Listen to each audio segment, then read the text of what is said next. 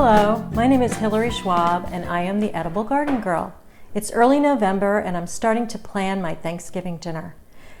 Besides the delicious food that I'm going to make, I also would love to have a beautifully set table.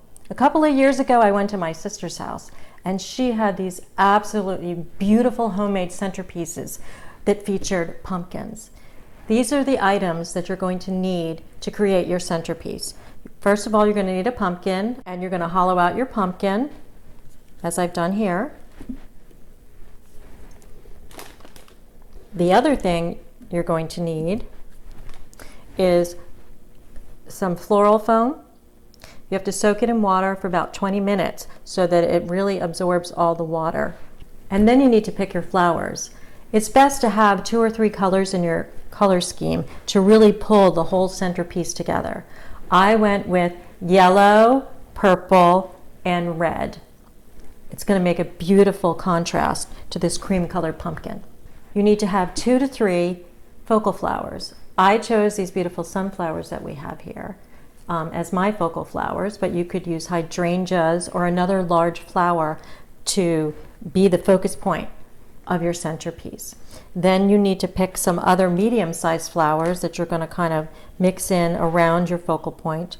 And lastly, you need to have greenery, because the greenery is really going to fill in your whole arrangement and make it look full and luscious and beautiful.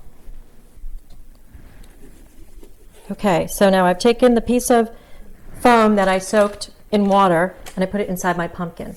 First, you're going to take your greenery and kind of let's see how it's going to hang over the side.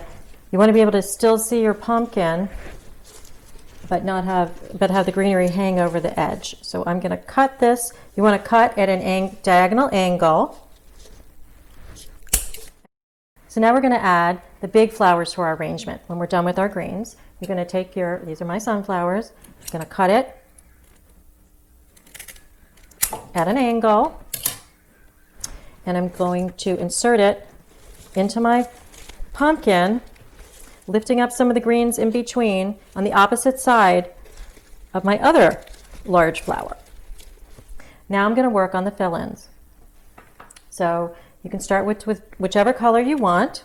Once again, you have to cut down your stems. And I'm going to insert these flowers, lifting up a little bit of greenery so that we mix the flowers in with the greenery.